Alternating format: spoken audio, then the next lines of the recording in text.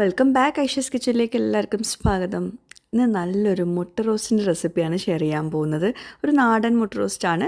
മുട്ട റോസ്റ്റ് ഉണ്ടാക്കുമ്പോൾ എല്ലാവർക്കും അറിയുന്നുണ്ടാവും, പക്ഷേ ചില കാര്യങ്ങൾ ശ്രദ്ധിച്ചാൽ നല്ല പെർഫെക്റ്റ് ആയിട്ട് മുട്ട റോസ്റ്റ് ഉണ്ടാക്കാൻ പറ്റും. അപ്പോൾ അതെങ്ങനെ റെഡിയാക്കി എടുക്കാൻ നോക്കാം.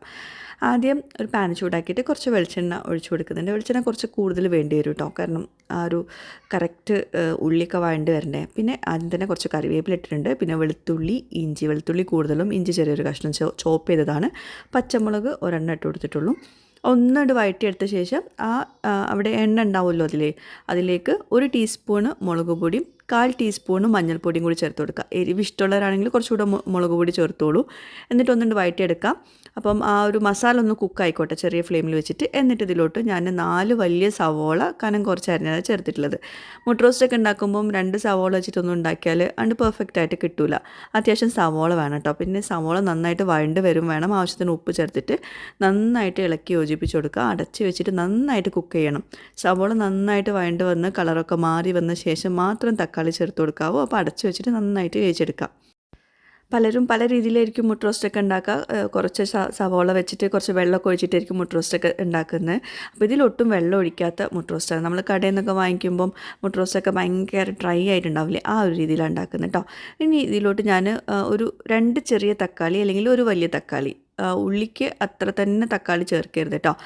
4 ഉള്ളിക്ക് ഞാൻ ഒരു വലിയ തക്കാളിയാണ് എടുത്തിട്ടുള്ളത്. നല്ല കലം കുറച്ച് അരിഞ്ഞിട്ട് ചേർത്ത് കൊടുക്കുക. അടച്ച് വെച്ചിട്ട് വേവിച്ചെടുക്കുക. തക്കാളി നന്നായിട്ട് കുക്കാവണം. സവോള നന്നായിട്ട് വഴണ്ടിട്ടാണ് തക്കാളി ചേർക്കുന്നത് കേട്ടോ. പിന്നെ മുട്ട ഞാനവിടെ പുഴുങ്ങാൻ വെച്ചിട്ടുണ്ടായിരുന്നു. ഹാഫ് വേവിലോ ഫുൾ വേവിലോ ഒക്കെ നിങ്ങൾക്ക് തയ്യാറാക്കിയെടുക്കാം. ഞാൻ മുട്ട തൊലിച്ചിട്ട് അവിടെ മാറ്റി വെച്ചിട്ടുണ്ട്. നമ്മളിപ്പം ഈ ഒരു റോസ്റ്റാണ് ഇതിൽ ഇമ്പോർട്ടൻറ്റ്. അപ്പം വീണ്ടും നന്നായിട്ട് അടച്ച് വെച്ചിട്ട് വേവിച്ചിട്ടുണ്ടായിരുന്നു. വീണ്ടും ഇളക്കി നന്നായിട്ട് യോജിപ്പിച്ചെടുക്കുക. ഇപ്പോൾ നല്ലോണം കളറൊക്കെ മാറി നന്നായിട്ട് റോസ്റ്റായിട്ട് വന്നിട്ടുണ്ട്. ഇനി കുരുമുളക് പൊടി വേണമെങ്കിൽ ചേർത്ത് കൊടുക്കുക. ഞാൻ പിന്നെ എരിവ് കൂടണ്ടെന്ന് വിചാരിച്ചിട്ട് കുരുമുളക് പൊടി ചേർത്തിട്ടില്ല. കുരുമുളക് പൊടി ചേർക്കുമ്പോൾ ഒന്നുകൂടെ ഡാർക്ക് കളറാവും കേട്ടോ.